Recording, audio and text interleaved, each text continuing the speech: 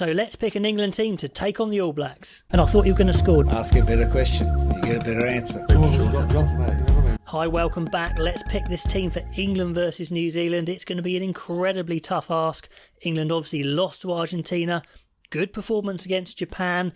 The All Blacks, 2 wins on the bounce. They came back against Scotland. That'll give them huge confidence. It's going to be a massive, massive task and a great game, I am sure. Now, I'm picking players that I would choose purely personal preference. Some of these players I'm going to mention aren't even in the squad, so it's just in an ideal world. And I'd love to know your opinion, what you would pick. And if you're going to push me for a prediction, I'll probably go for the All Blacks, I think, maybe for about 7. That's what I've gone for on my Guinness Pint Predictor game.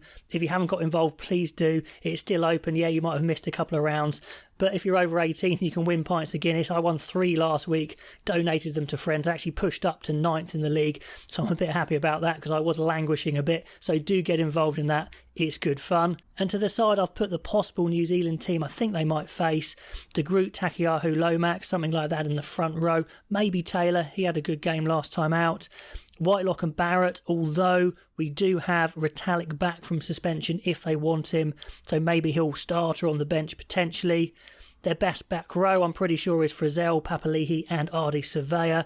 You know, an out-and-out 6-7, and Ardi's been playing 8 for so long now, he pretty much is an 8. Once again, fantastic against Scotland was Surveyor. Smith and Mwanga are their first choice halfbacks. I'm pretty sure they'll play. In the centres, I think they'll go to Geordie Barrett. At 13, an interesting one, just a personal preference here. I might put Anton Leonard-Brown in for his defensive prowess. And then Rieko Ioane, I might move him onto the wing because Clark, just a little prone to mistakes, although he's very powerful. Maybe he'll start, maybe he'll come off the bench. That's just a personal preference. Then Sevu Reece on one wing, Beauden Barrett at fullback. Then the replacements, as you see, Taylor, Tuangafasi, Newell maybe Retallick, Akira Ioane probably, Weber, Perafita could be the halfback replacements, Perafita covering 15, and then because you've got Rieko Ioane covering centres, you could have maybe Caleb Clark as an impact sub. It might not be that, but something like that is what England are facing. Very scary indeed. So this is what I'd go for England.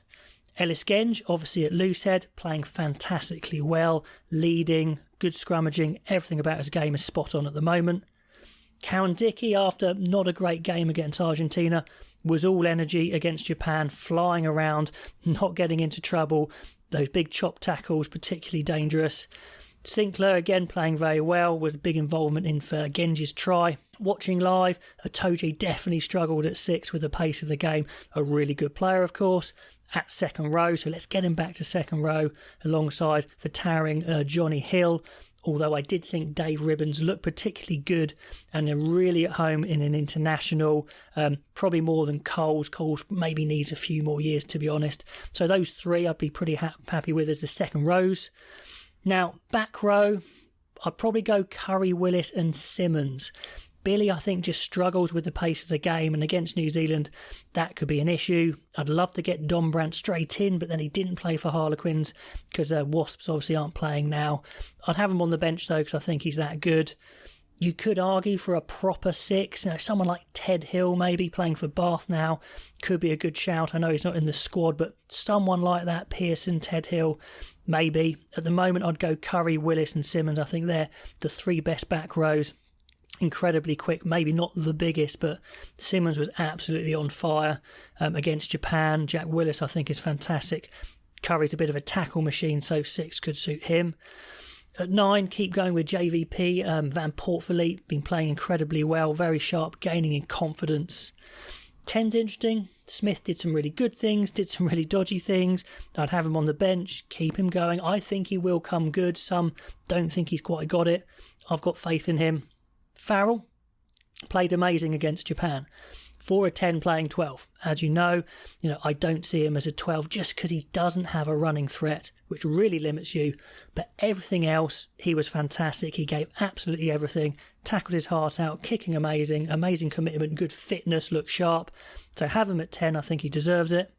And then in the centres, maybe Tuolangi and Slade I'd go back to. So kind of like a World Cup look there.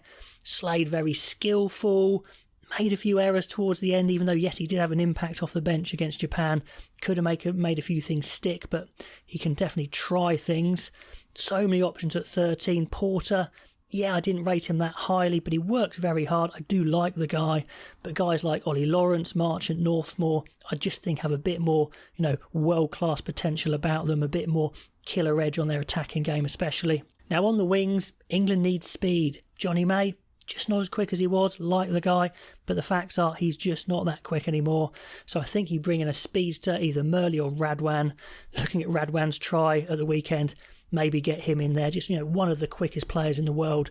Why not? Select him for what he can do, not what he can't. Maybe Murley on the bench. On the other wing, I'd definitely go for Freeman. He's got that extra pace and the size and good under the high ball. Really like that guy. Stewart at fullback. I think that's a good back three. Like I've mentioned before, one of the really notable things watching live against Japan is the crowd just groaned when the bench came off. When they were announced at the beginning, they were not excited when the likes of Mako and Hayes trotted on. They just don't add the impact. Sure, Hayes needs experience, but if Stewart's fit, I think he plays. He is the tight head replacement. George, Rod and Stewart. Rod creates impact, at least. So I'd go with those three as a bit more of a game-changing front row. Don Brandt on the bench because I think he's that good alongside Ribbons, who I really liked. And then Mitchell, Smith and Murley, again, much more of an impact off the bench, I think, with those guys. So let me know what you think of that team. What team would you select to take on the All Blacks? Comments below, and I'll catch you next time.